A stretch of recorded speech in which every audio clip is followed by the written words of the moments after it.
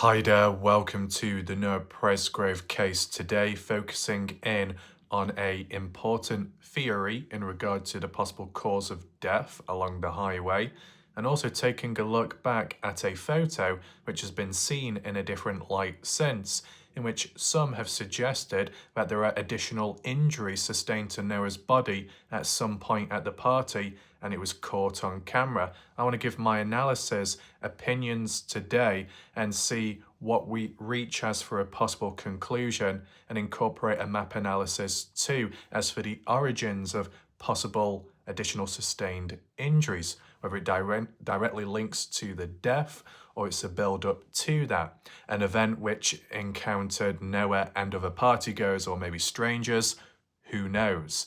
Welcome if you're currently here during the live video premiere. Share your thoughts and reactions in the live chat box on the right side of the screen.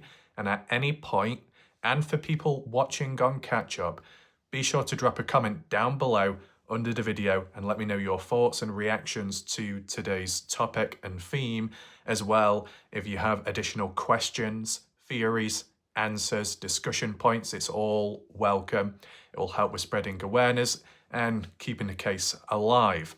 If you are interested in additional coverage on the Noah Presgrove case, you've missed out on any of my videos, or maybe you're just new to the case, the full playlist of Noah Presgrove is available top right corner where the I symbol is up there. And then when you click on that drop down menu, you'll have some loose videos as well of other cases that I've covered in recent time. If you'd like to support my channel, in the comment section down below, there is a pinned message with a PayPal link to me, and on here, YouTube channel membership. So in terms of in the background, what has gone on beside today's video and talking points, we've had another defendant respond back, with that extension period of, 180 days or so. And some people believe it's done, so the victim's family can try to gather scraps and possibilities to push the idea of murder and push the idea of defendants being responsible. That's what some from the dark side have suggested and believe. But beside that, Bub Wilcoxon, also known as Johnny Trout Wilcoxon, I believe the father to Stevie Howard, has responded back, and basically same as other patterns, denying this and denying that, not admitting as in responsibility, because the original point put across by the estate of Noah Nichols, Noah Presgrove, was along the lines of the property, parcels of land owned by Bub Wilcoxon, and in relation to knowing about the party that took place on that land or near to the land, that he would have known of the party taking place, who was there roughly, underage drinking and alcohol, yet they didn't do anything to stop it. They allowed it, they enabled it. And they should be, as responsible adults, parents, guardians, etc., should be doing more. But they failed to do that. They failed to take care of Noah and look out for him. That's kind of like what the wrongful death lawsuit was putting across for Johnny Trout Wilcoxon. And I believe the same or similarities apply to Stevie Howard. But Stevie, Logan, Avery, I'm not sure if I've forgotten any names, haven't responded yet, but there's still enough time to do so. My question would be, when they do finally respond, and if it's done sooner than later, that 180-day extension period, once it's all done, and it's done possibly quick, does it just get moving as soon as possible? I would think so. Beside that, what we'll do in the order of today's video is take a look first at this photo of Noah and the origins of where it came from and the points made about it, and then we'll have a closer look at it. So around 4 days ago on the Noah Presgrove case discussion group, the location in which in recent time Michael Facekaz was stepping down and Justin Roy was taking a step back, ever since this anonymous member had posted in regard to this photo from the party, which some of you or most will be familiar with by now, and it reads the caption, "Looking at some pictures and noticed it seems he has scratches on his right arm. Does anyone know what timeline this correlates with, after the side-by-side rollover or before? Me personally, I was thinking this is likely Sunday night onwards. In terms of the shirt, the top, which Jasmine Milan is wearing in the centre of the screen, is the same top what you see her wearing at 3:41 a.m. as in Monday. So this could have been taken Sunday night or early Monday morning. But was it before or after the side-by-side rollover? You can let me know in the comment section down below your thoughts. Now, there was a zoom in too, and I've basically got that on the next slide. The only thing that I did do was I enhanced the image and made it more sharper so we can actually focus in. Because right now, you can let me know, do you see any visible marks on Noah Presgrove's body? Anything unusual? And now there was a previous observation about near the obliques, or just a bit under the chest, more so under the chest, and saying the scarring or are there marks, damage there? And it's just because with Noah having a lean body, lower body fat percentage than, you know, other people out there, for example, me, there's going to be more definition, but also you'll get the ribs, the bones that may show through under the skin. And that was the case on the front torso. But what about the shoulder, the arm, upper bicep on the side from this angle? Noah's right arm, do you see anything right now? If not, let me know right now. It might not be the clearest of images, but when you zoom in, it's going to be blurry anyway. I'll try and zoom in just a second, but one thing that stands out to me is more so horizontal lines going across Noah's upper bicep. Now, there is a vertical line which runs along the side, the edge of his arm, but more on the inner part of the bicep, and that is likely a bicep vein. Sometimes it shows on my arm if I've done exercise, more so because of the blood pumping around the body and the muscles being pumped up and the vascularity showing. Take in mind, veins can show more when it's a bit hot, humid, warm. It rises to the surface of the skin, and the temperature and the conditions out there could make you warmer, sweat, and so on, vascularity showing. And you combine that with a lower body fat percentage, there's going to be more definition and more veins showing. And if you're athletic, you do some workouts here and there, that will contribute to it too. So you let me know, do you see any visible injuries there? Previously, we had this photo to work off from, and it might be this one. Apologies about zooming in, but it's just for the reference. The torso area, more so kind of on the side, the oblique area, like that. People saying, what's those ripples? What's those lines? Is that damage sustained? Well, this was Saturday. But the way Noah's positioned his body, maybe lunging slightly forwards with his leg, but leaning back with his upper body. Body slightly stretched as well, and the definition too. I wouldn't say there's any sign of injury around that area from my point of view. You could argue and say there is redness though when it comes to the neck area, besides the obvious knuckles, grazed, scraped. Did they heal? Were they visible in the bathroom photo selfie, as in Monday morning? No, because Noah's hands or fingers were curled, folded in, so you couldn't quite see those upper knuckle areas, which is unfortunate. But this is just as a reference point, as in what people have used previous. This was Saturday, so it didn't have anything to do with the side-by-side rollover, and it's on a day of when Noah Presgrove was, for most part of it, okay, but he did appear visibly injured. As to what caused it, unknown, but we can get back to that shortly.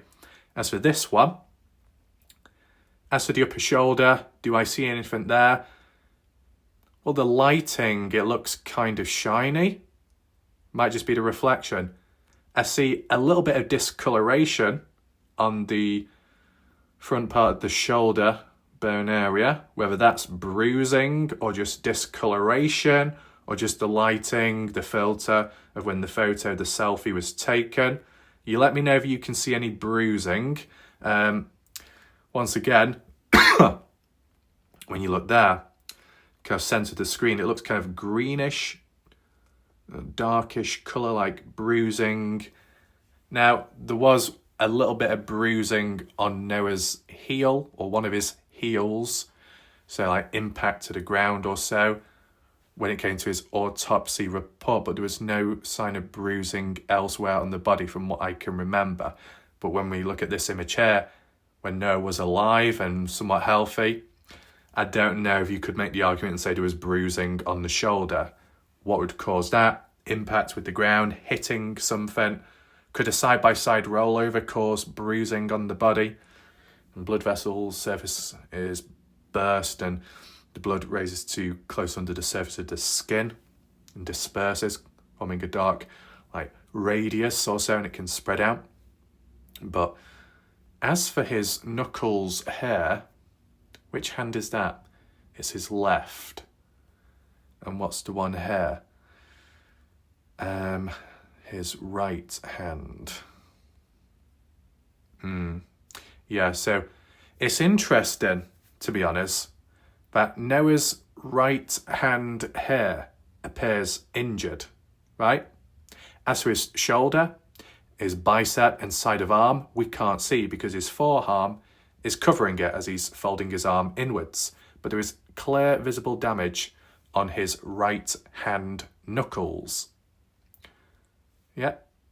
Of course, you've got to take in mind that for our perception, we're looking at on our right, which would be Noah's left arm. Take in mind the selfie, the mirroring, and how it can flip the image, if that makes sense.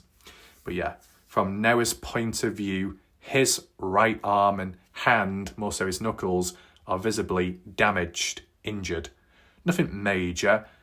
Who knows what caused it? Punching something, friction against an item, an object, wood, grain, gravel, just grinding against something and punching, possibly.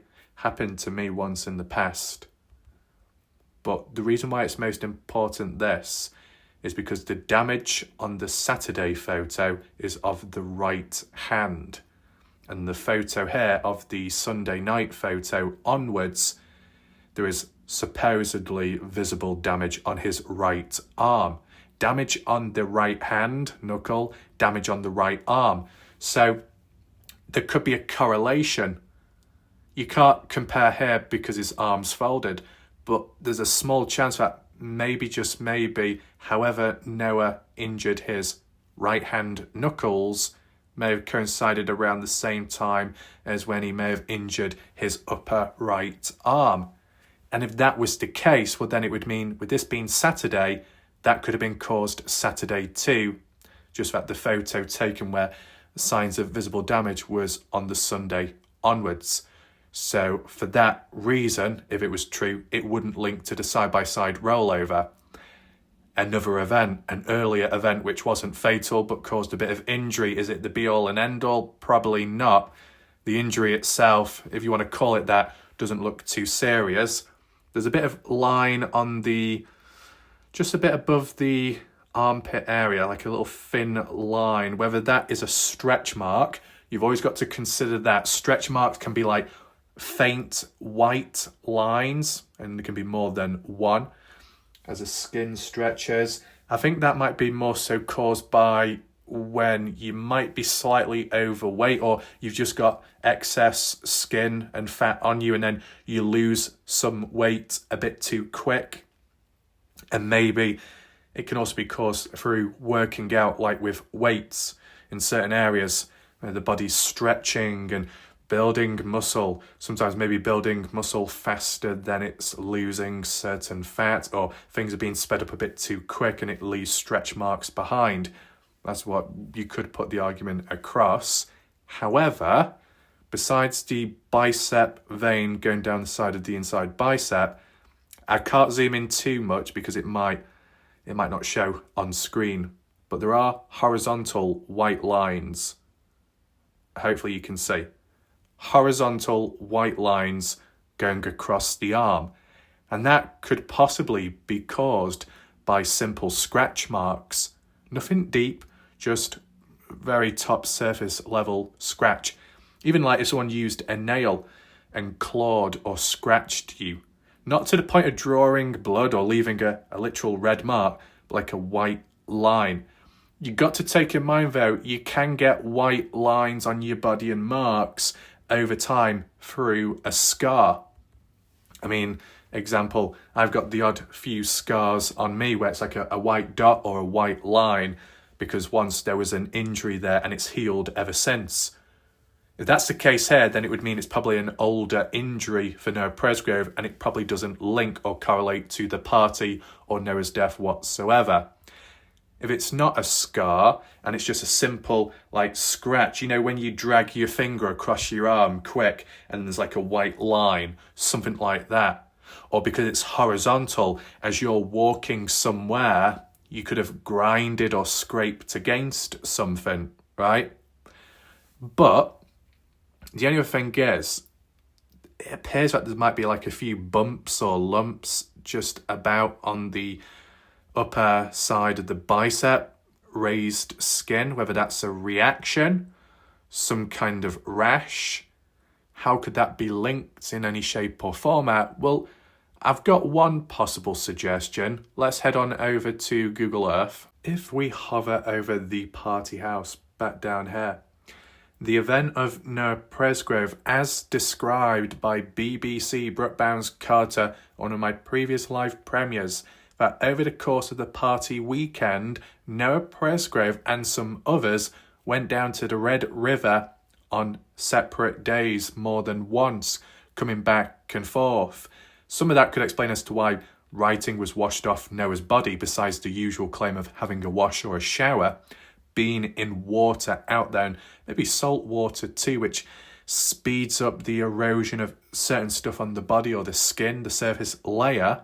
In the process of coming and going from there, depending on the route that was taken, maybe that's how Noah injured himself slightly in the process.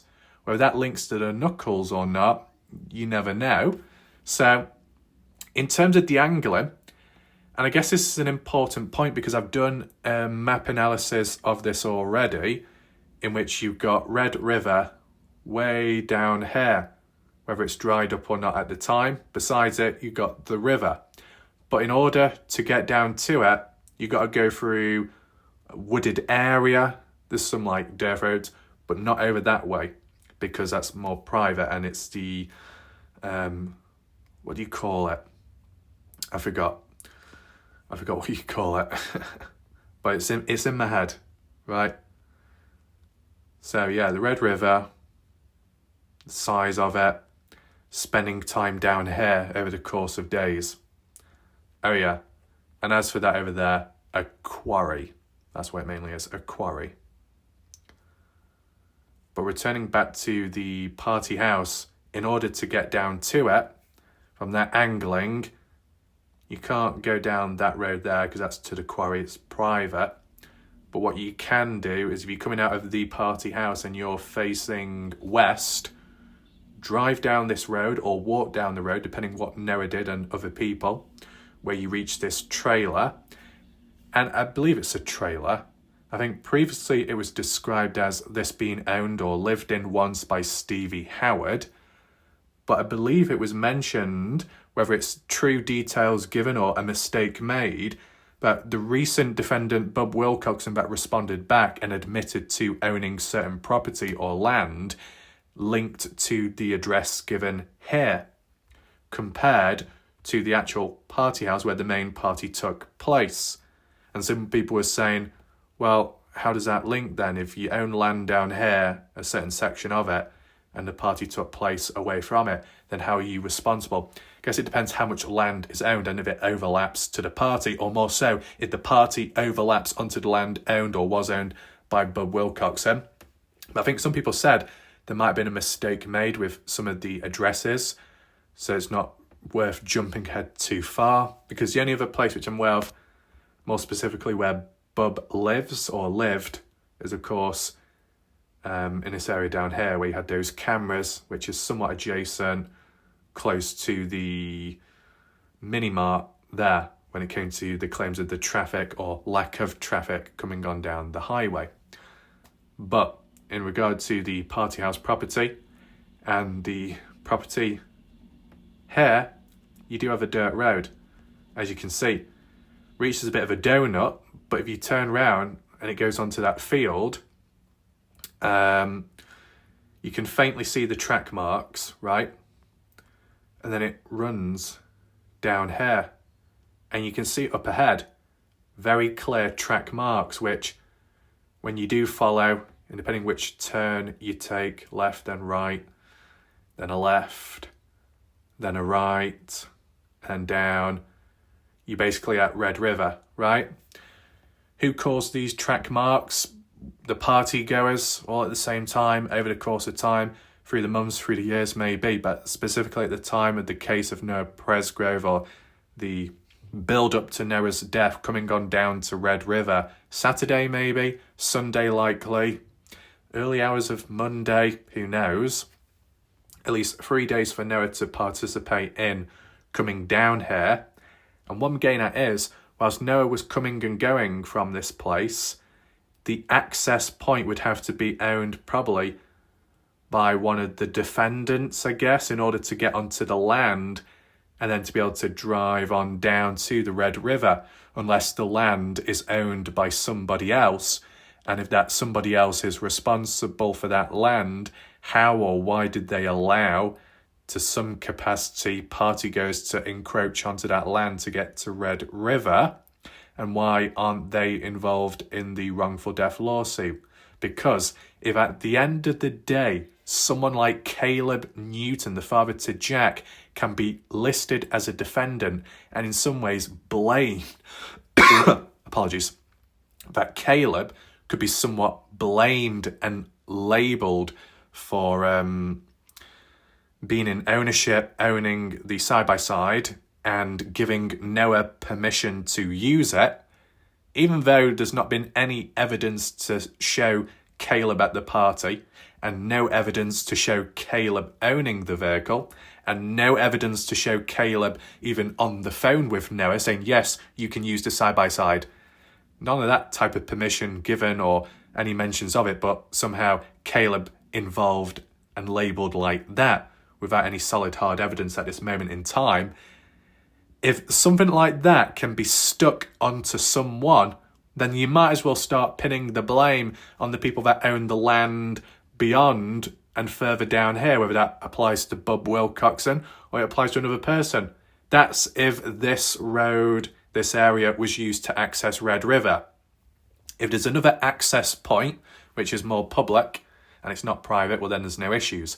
But, you know, when you talk about responsibilities of knowing that this was going to happen, knowing that that was going to happen, allowing who comes and who goes, whilst it's away from the party moves wherever the people go. That's what makes a party, besides the ground zero of where it was initiated. Maybe Noah Presgrove didn't die at Red River or along the way, but did he get injured at some point, which could have put him in harm's way in regard to safety issues? And does that fall back on responsibility of anyone that owns that land beside the said defendants? Why would they not be included in the wrongful death lawsuit? If you want to be like really strict, as in who's responsible and who's not, that's worth taking into consideration. And along the way, depending on how the journey took and at what point they got out, because of vegetation and if it's quite dense, if there's any sharp vegetation, twigs, branches, anything pointy that sticks out nearby along the way or getting closer towards the beach area, could Noah have brushed his arm, scraped against vegetation when in a vehicle passing on by or when walking somewhere? It doesn't have to be like major of an issue because the lines were simply white, whether that's a fresh or a scar, which likely wouldn't be to do with the party and more in the past. But it's like a little scrape when you walk by a twig, you walk by a prickly bit of vegetation, it can leave a bit of a scrape mark, and it tends to be, well, it can be horizontal if you're moving one way as the other thing moves the other and scrapes against you. Horizontal scrape marks could be linked with sharp vegetation on the way down to Red River. There's enough vegetation for that to possibly occur. If the vegetation's quite thick and dense and the pathways are kind of narrow, if you're in an open vehicle or some kind of side-by-side, if your arm's hanging out the side or resting on the door well or something like that, or you know, because you haven't got like windows or the windows are down and your arms out hanging over, could it have scraped against some object? And that's what caused slight injury to Noah's right upper arm bicep. It's worth taking into consideration. But if that did happen, does that correlate to his knuckles as well? Hard to tell, because in one photo compared to the other, one photo shows the knuckles but doesn't show his bicep. The other photo shows his bicep but doesn't show the knuckles. It's hard to tell if they were at the same time or not, or separate. But it's interesting, these findings along the way, to try and figure out what caused injuries to Noah, what was important, what wasn't, and what linked. Now, beside that, the other thing I wanted to link on to was the theory and concept, partially or mostly influenced, I'll say partially for now, by Tim Daniel, suggesting at one point, and tying on with previous points and my observations, if Noah had walked away at 3:30 and he's come east, stopped somewhere down the dirt road, got into the back of a vehicle, climbed in, fell asleep, passed out. Anyone leaving after that point, such as Texas boys, unaware of who's in the back, driving off, heading north down the highway in order to get back to where they live, Texas, going an alternative way. And then when driving down, Noah gets up, stands up, disorientated, wondering what's going on, loses his balance, falls out. Is that going to cause all the injuries and death? No. Could it cause part of it? Yeah. And then followed up with being hit by another vehicle, but not so much by a complete stranger, but by another party goer.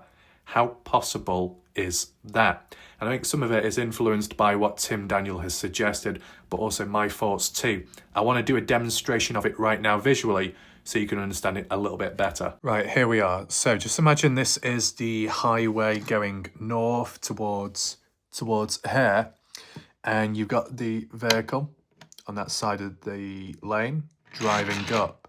Noah is in the back. But then, just as an example, you got a second vehicle behind, which is by another partygoer, Texas boy, etc. What's the distance like? Hopefully you can see. The one behind could be the one that finishes off Noah Presgrove to cause the additional injuries. But if that was the case, then it would be more likely a hit and run under circumstances. And whilst it may have been ruled out, I'm just going over this theory because it has been suggested here or there, and I just want to give my thoughts on it in general. So hopefully you understand that. Just to make it clearer, if it doesn't quite show on screen, Texas boy in the front, passenger 2, maybe. Noah in the back, asleep, right? In the back, the bed of the truck. Driving along, and because of the movement, the speed, the noise, the wind blowing, Noah could have been woken up. And as he stood up in the vehicle, like that, he lost his balance and fell out, backwards or to the side. And in doing so and hitting the ground, as the vehicle drove off, a possible vehicle behind could have seen Noah here and ran over him, or clipped him, as in, if Noah fell out the vehicle, right, as he fell out and hit the ground, he could have been sat up like that, something like that, on the highway, facing whichever way. And then if the vehicle, another one, was driving along, could have hit Noah and clipped him. I'll demonstrate it right now. Could have clipped him and sent him off to an angle over this way where the hard shoulder is of that other lane, which would be heading south towards Terrell.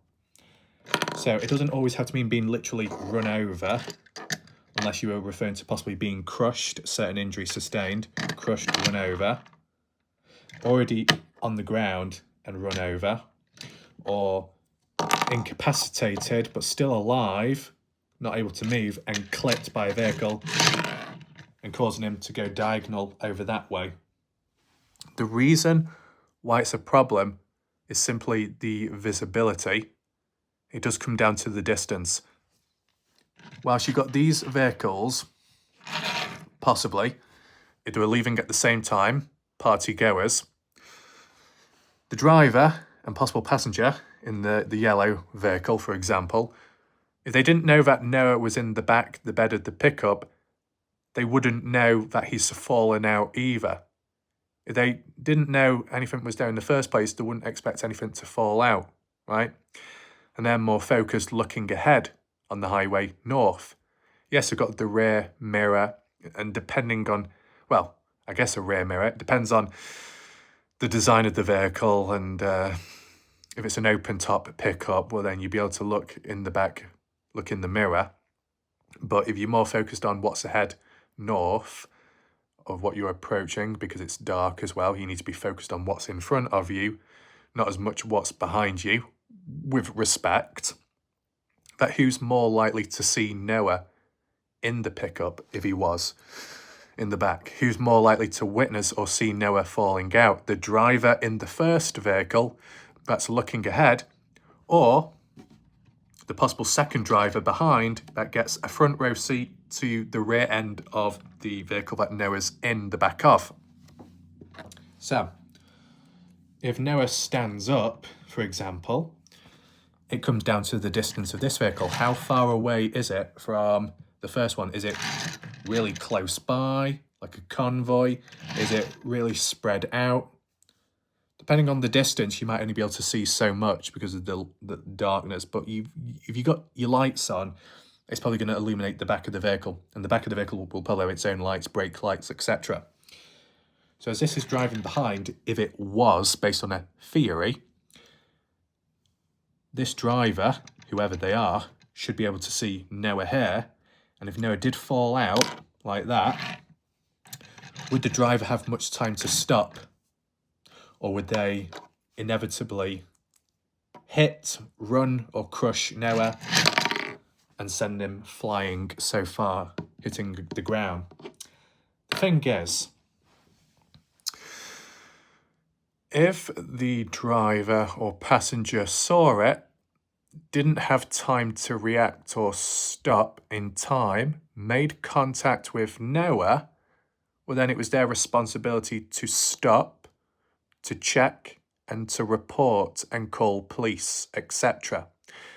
But that didn't happen from the looks of it. And they didn't stick around.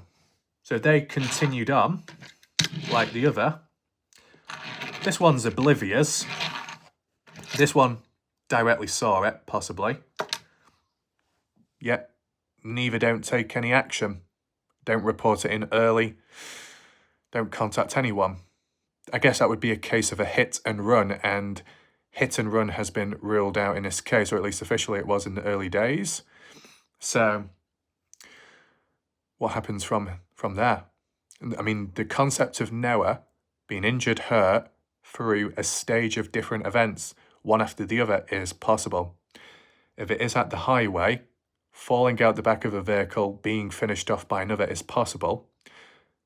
But if someone else is involved, another vehicle, how visible was it for them? How close were they to the rear end of that vehicle that Noah may have fallen out of?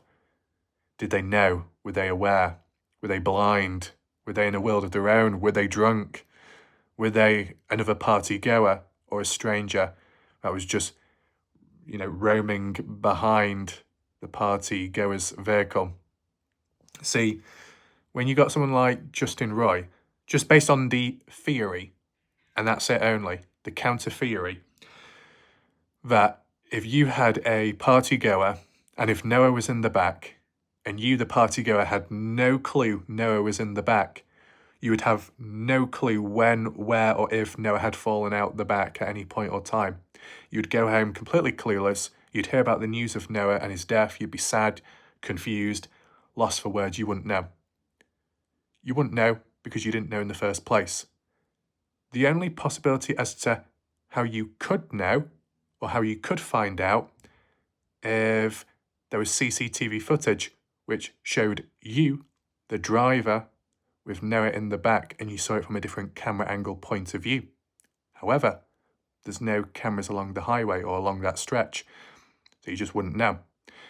So as some kind of counterpoint, if no real truth has come out or not enough, one way of looking at it could be, if people don't know in the first place, they're not going to know then, they're not going to know later, they're going to be as oblivious as everybody else, but they could be responsible, or indirectly.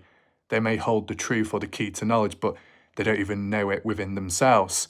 And they can't be reminded because, as for surveillance footage, that doesn't seem to be present. So it's a bit of a tricky situation, that. Hopefully you found this video somewhat interesting. I just wanted to give my points of view and analysis on the matter because I was going to do it anyway at some point, kind of like a reconstruction to reenact what could have happened, what's likely, what's not. And if it is close together, as in it's one vehicle followed by the other one should have taken maybe more action or should have known better. I mean, if Chris Pyatt can hit something and then afterwards feel responsible and take action and then be cleared, then why couldn't that second driver, if that's what happened? It's a theory, and I'm analysing, reviewing the theory, which has been created and adapted, adjusted with time by different people in the case community. I feel if two vehicles are involved indirectly, they probably need to be spaced apart a lot more and not one after the other, because the one behind would get more of a better view and watching someone in the back of the vehicle. And then if you hit something, whether you think it's that, what you hit, or something else, you see a person, then you hear a bang, a bump, you feel it, it could correlate. If you're further back and you don't see what's ahead until it's too late, whether you're distracted, looking away in between, and then suddenly you run over something, you might think, oh, was that an animal? You wouldn't think much of it, maybe, because normally you wouldn't anticipate or expect a human out there. Then maybe later you hear about the news of Noah Presgrove. Would then alarm bells be ringing, as in, oh, maybe that's me, I should take action, like what Chris did when he felt responsible. But beside Chris, no one else did that from the looks of it. So, kind of interesting. As for anything else, well, as for the white vehicle, the white van, which was described as abandoned on the side, which Chris Pyatt referred to, it was there for a few days before or after Noah's death onwards, and that another woman, their husband, saw it when on the way back on the day earlier on, in the day before Noah walked off. It was described as an abandoned white van.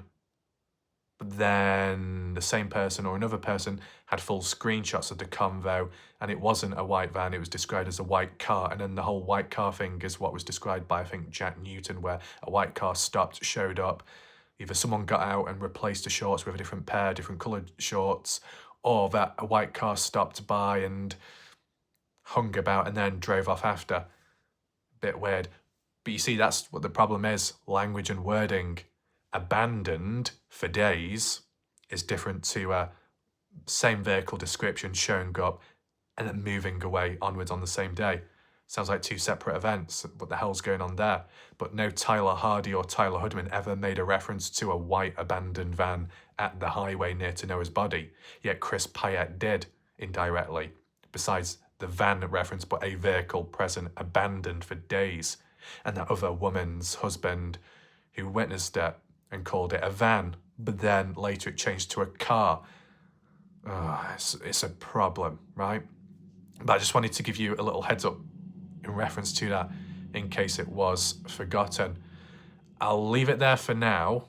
We'll obviously see what happens next, but I just hope you found the video interesting. Be sure to hit the like button, share the video, see what happens next. My name's Wallite Ref. Thanks for watching. Goodbye. Good night for now.